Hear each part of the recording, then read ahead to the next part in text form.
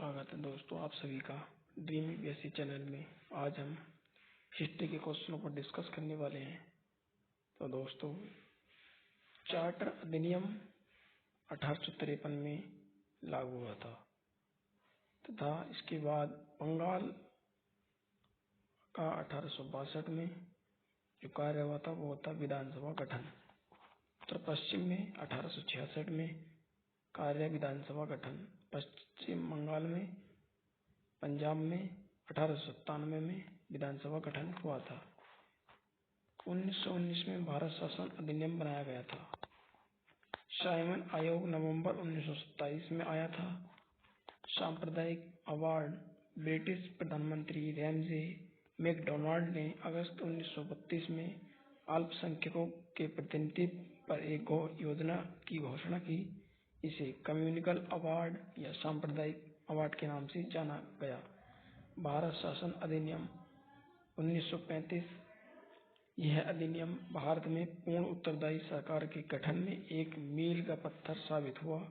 यह एक लंबा और विस्तृत दस्तावेज था जिसमें 321 धाराएं और 10 अनुसूचियां थीं।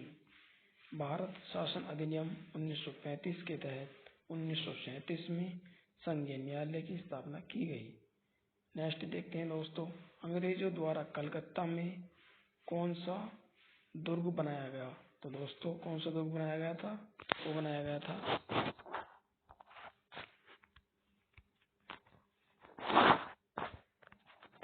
Fort William. नेक्स्ट देखते हैं, भारत का राष्ट्रीय गीत वंदे मातरम किस ग्रंथ से संकलित है। तो दोस्तों, वो संकलित है बंकिम चंद्र चटर्जी आनंद मठ 1896 में। नेक्स्ट, कलकत्ता अधिवेशन में गाया गया था। नेक्स्ट देखते हैं, प्रार्थना समाज के संस्थापक कौन थे। तो दोस्तों, प्रार्थना समाज के जो संस्थापक थे वो थे हमारे आत्माराम पांडुराग। चौरी चौरा घटना कब गठित हुई। ये दोस्तों 1920 असहयोग आंदोलन के अंतर्गत घटित हुई थी। इसके जो मुख्य कार्यकर्ता गांधी जी केसर ए हिंद 6 फरवरी 1922 गोरखपुर में हुई थी। नेक्स्ट देखते हैं, भारतीय पुनर्जागरण का पिता किसे कहा जाता है। तो दोस्तों, भारतीय पुनर्जागरण का पिता राजा राम मोहन राय को कहा जाता है। 1909 के अधिनियम को किस नाम से जाना जाता है। तो प्यारे दोस्तों, 1909 के अधिनियम को किस नाम से जाना जाता है। वो जाना जाता है सांप्रदायिक निर्वाचन, जो मार्ले मिंटो द्वारा बोया गया था। नेक्स्ट देखते हैं, स्वराज पार्टी की स्थापना किसने की। CR दास ने की थी 1923 में। नेक्स्ट देखते हैं, poverty and un British rule in India के लेखक कौन है। तो दोस्तों, इसके लेखक हैं दादा भाई नौरोजी। सिद्धांत दिया था इन्होंने धन का शासन सिद्धांत। राष्ट्रीय आय की गणना भी इन्हीं ने की थी। नेक्स्ट देखते हैं, कांग्रेस के किस अधिवेशन में पूर्ण स्वराज की मांग की गई। तो कांग्रेस के किस अधिवेशन में पूर्ण स्वराज की मांग की गई थी। वो की गई थी 1929 लाहौर अधिवेशन में, जिसके जो मुख्य नेता थे वो थे जवाहरलाल नेहरू। नेक्स्ट देखते हैं, गांधी इरविन समझौता कब हुआ था। तो प्यारे बच्चों, गांधी इरविन समझौता हुआ था 1932 में पूना पैक्ट के तहत 5 मार्च 1931 के समकक्ष हुआ था। भारत में सर्वप्रथम आने वाला यूरोपीय देश कौन सा था। तो भारत में सर्वप्रथम आने वाला यूरोपीय देश था पुर्तगाल, सबसे अंत और सबसे पहले। नेक्स्ट देखते हैं, साइमन कमीशन का गठन कब हुआ। तो प्यारे बच्चों, साइमन कमीशन का जो गठन हुआ था वो हुआ था 1927 में। साइमन भारत कब आया था। 1928 में आया था भारत। फिरंगी इसके मुख्य वक्ता थे। दांडी यात्रा 12 मार्च 1930 को हुई थी। नेक्स्ट देखते हैं, 1919 मॉन्टोयू चेम्सफोर्ड अधिनियम रोलेट एक्ट के तहत आया था। नेक्स्ट, स्वराज पार्टी की स्थापना किसने की थी? स्वराज पार्टी की स्थापना 1923 में चंदन दास नेहरू ने की थी। भारतीय पुनर्जागरण का जनक किसे कहते हैं? तो दोस्तों, भारतीय पुनर्जागरण का जनक राजा राम मोहन राय को कहा जाता है। नेक्स्ट देखते हैं, राजा की उपाधि कहाँ से प्राप्त हुई? तो राजा की उपाधि प्राप्त हुई थी अकबर सेकंड से। ब्रह्म समाज की स्थापना किसने की थी? दोस्तों, ब्रह्म समाज की जो स्थापना की थी वो की थी मोहन राम। संवाद इन्होंने कौमुदी का किया था, मिरातू अकबर। नेक्स्ट देखते हैं, सती प्रथा को समाप्त करवाने में सबसे बड़ा योगदान किसका है?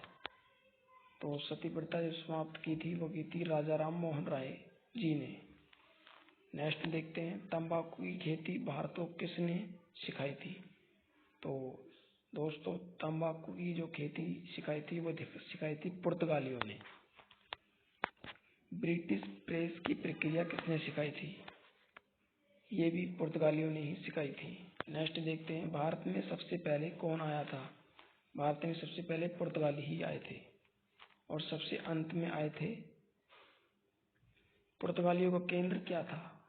तो दोस्तों, पुर्तगालियों का जो केंद्र था वो था गोवा। नेक्स्ट देखते हैं, स्थानीय स्वशासन का जनक किसे कहा जाता है? स्थानीय स्वशासन का जो जनक कहा जाता है वो कहा जाता है रिपन को।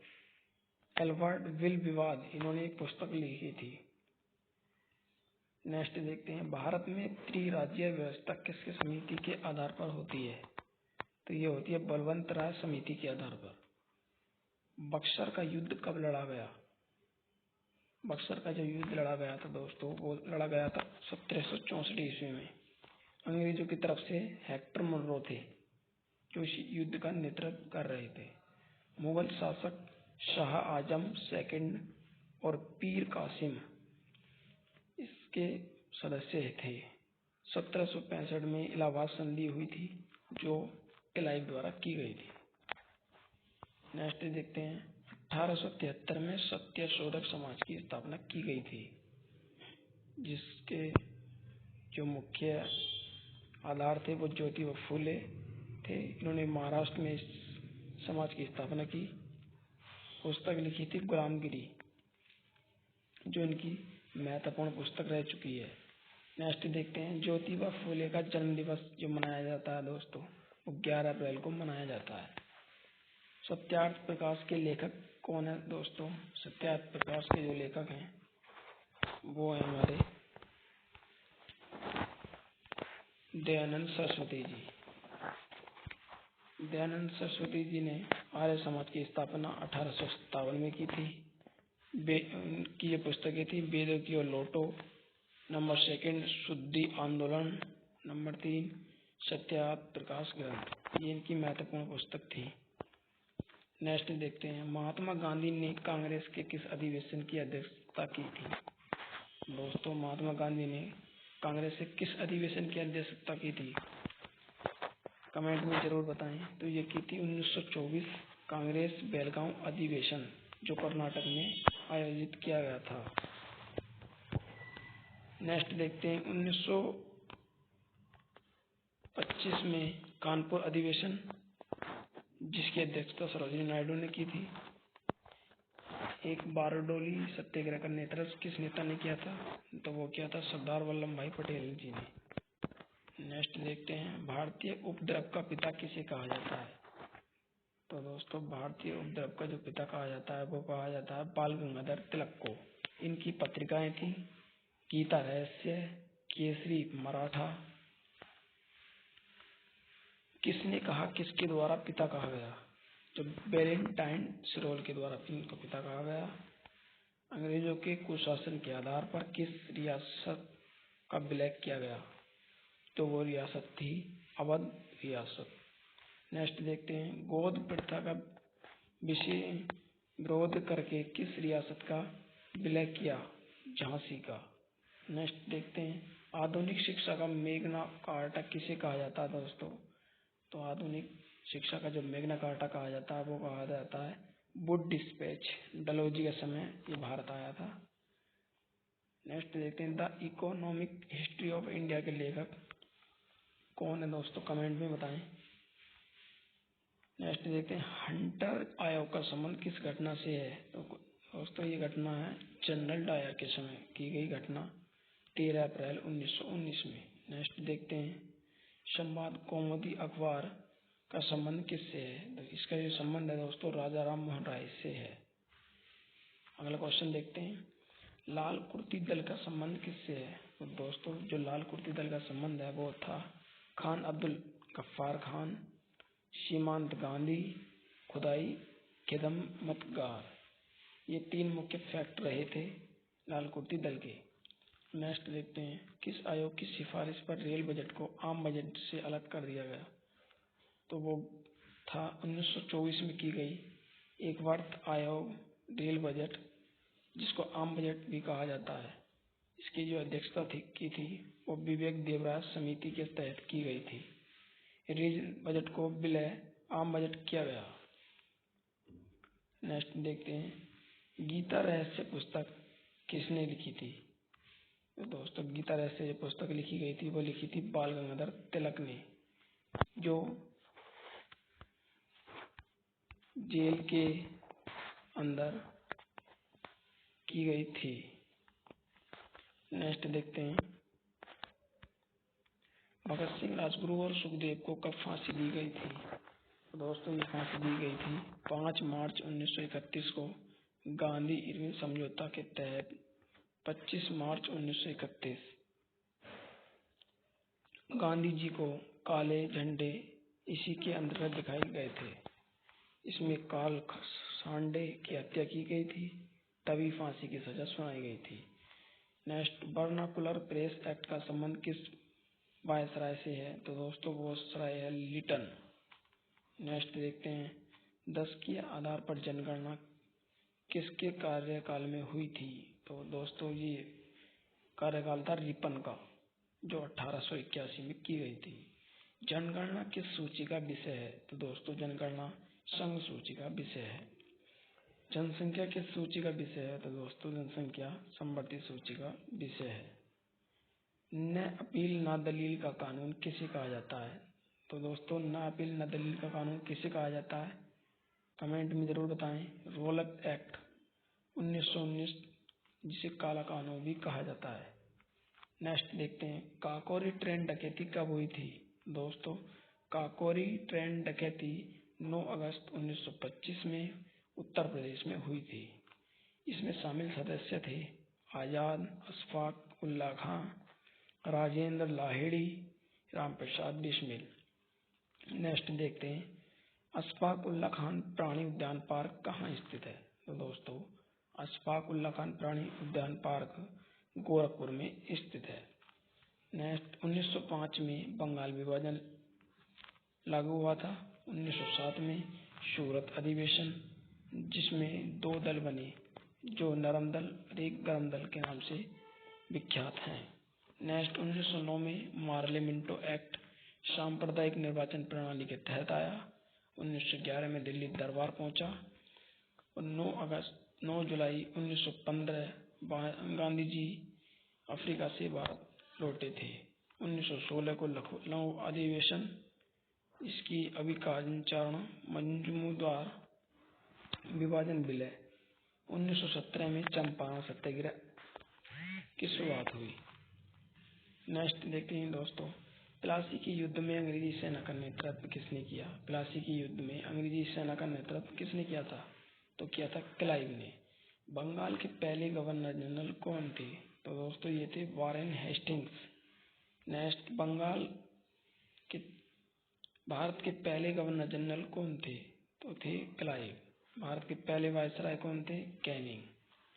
भारत में सहायक संधि का जन्मदाता किसे कहा जाता है, दुपले को। सहायक संधि का प्रचार प्रसार किसने किया, बेलेजली ने। सिविल सर्विसेज का जनक किसे कहा जाता है, कॉर्नवालिस के तहत सिविल सर्विस सुविधा लागू की गई थी। पुलिस का जनक दोस्तों किसे कहा जाता है, वो कॉर्नवालिस को कहा जाता है। स्थायी बंदोबस्त का जनक कौन है। तो दोस्तों स्थायी बंदोबस्त के जो जनक हैं वो कॉर्नवालिस हैं। सिविल सर्विस दिवस कब मनाया जाता है, 21 अप्रैल को सिविल सर्विस दिवस मनाया जाता है। नेक्स्ट देखते हैं पहली बार वंदे मातरम को कांग्रेस के किस अधिवेशन में गाया गया था? तो ये गाया गया था 1896 कलकत्ता अधिवेशन के तहत गाया गया था। नेक्स्ट देखते हैं, अध्यक्षता किसने की थी इसकी? रहमतुल्लाह ने की थी, जो 1896 में की थी। नेक्स्ट, बंगाल विभाजन के समय भारत की वायसराय कौन थे? तो वो थे वायसराय कर्जन। 1905 में स्वदेशी आंदोलन के तहत ये क्रिया की गई थी। बंगाल विभाजन को कब रद्द किया गया? 1911 दिल्ली दरबार में बंगाल विभाजन को रद्द किया गया था। भारत के पहले वायसराय कौन थे? कैनिंग। तो दोस्तों, ये थे मेरे आज के मोस्ट इम्पोर्टेंट क्वेश्चन जो सभी एग्जाम में बार बार पूछे जाते हैं। तो दोस्तों, कैसी लगी आपको वीडियो कमेंट में बताएं और मेरे चैनल को सब्सक्राइब करें, लाइक करें, शेयर करें एंड कमेंट करें। Thank you so much. जय हिंद, जय भारत।